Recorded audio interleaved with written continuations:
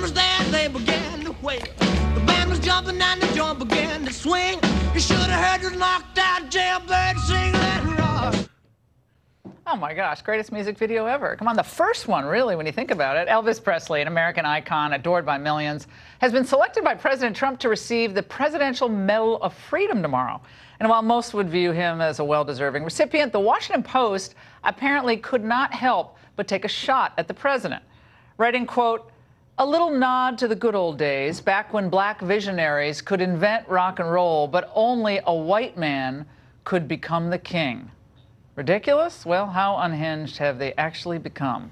Going after Elvis." Joining me now on set to discuss this, co-chair of Project 21, Horace Cooper, and liberal analyst Jonathan Harris. Jonathan, Elvis is just cool, okay? Like, I didn't like the 1972 Elvis as much, but that Elvis is just cool. And he embraced black music. He wasn't trying to hide black music. But the Washington Post, really? This is what you're going at here? I'm personally not a huge fan of Elvis. It might be a generational thing, but I'm not a huge fan of Elvis myself. But I think it's just the optics look weird. It's like, of all the people that you could have picked, you're going to pick someone who many people at least feel, to some extent or another, appropriated black music because it wouldn't be embraced by black artists, that it was embraced by Southern white America because a white artist was doing essentially black music. It's like, why would you pick someone like that in 2018 with all of the racial division that he's caused and was, he inherited as much as he caused, and pick someone like that? Why? Why would you even bother? Was Elvis a racist, do you think? No, I don't think Elvis is a racist, but I think the optics of what he represented. So why does it send a message if he's was because the optics of what Elvis represented was racism. It was,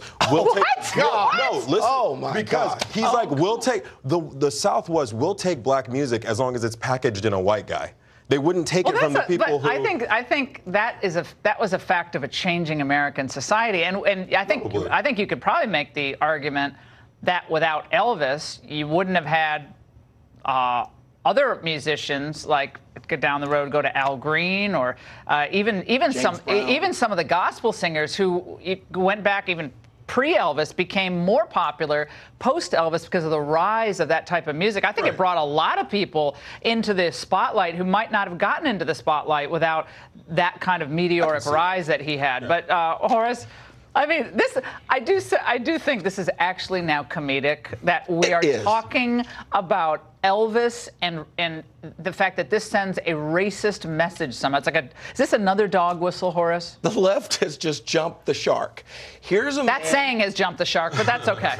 This individual was so accomplished, he sold albums that blacks, whites, browns, America enjoyed, America celebrated. He was America's hero, and absolutely he ought to be. And it's a real shame that people would look at his achievement and say, we want to hold that back because we think this is somehow a secret dog whistle for a racist agenda. Well, I can see if the president had picked Michael Jackson, who is called the king of pop, He's remember? The king of music. I was just thinking, like, Donald Trump and Michael Jackson were very close. Like, he could have picked somebody like that, philanthropist, not, no racial controversy. Like, why didn't Barack Obama pick him? But you're picking, like, Elvis? Why didn't Obama pick Michael Jackson? There's a question about that, but I'm like, why are you picking Elvis? He's been dead for at least a couple minutes now. Why are you picking Elvis right now? There are a lot of people they pick who are legends, and he was the most influential. I think anyone can really argue, the most influential person at the time in American music, and it was music that was threatening to the new generation, obviously. People thought it was a threat. They didn't like it. They didn't like he moved. So I think you can argue as a liberal that Elvis was really what ushered in, obviously, the Beatles, the Rolling Stones, all the way down to the Who. Little Richard, those guys were fabulous. They loved Elvis. Little Richard loved Elvis. Right. I think you could talk to him today. Still talk about it. Millions of Americans go to Graceland. This is just a ridiculous Have you guys ever been to Graceland? I have been to Graceland. I've never been. I'd like to go. It's a great experience. Let's all go together. Would you film it? Would that be fun? That would be my first time. Come on. The point about it is to bring up him as a divider when he actually united Americans with music. Okay. I'm going to turn you into Elvis fan. Okay, I'm going to turn you into Elvis fan, and you're going to turn me into, who's your favorite? Michael Jackson, actually. I love him. I love Michael Jackson. Okay, you're going to sound that. But wait, I'm going to turn you on to Elvis. If you can do that, that'll be okay. You're going to like Elvis by the end. When I play you the old gospel Elvis, you like Waka Hula never did it for me. Elvis, you'll love it. Okay, Nancy Pelosi, she has been thrilled with one figure that also maybe not be as uniting as Elvis was, and this is Al Sharpton. Let's watch. Thank you for helping take back America. People all over the place are calling me, writing on the airports here, there. Thank you for saving America. I give those thanks to you. Thank you for saving America. Reverend Sharpton, thank you for saving America. I think she said that 4 times in one clip. She was at the National Action Network Legislative Policy Conference. It's a civil rights organization founded by Sharpton. Did Al Sharpton save America, Jonathan?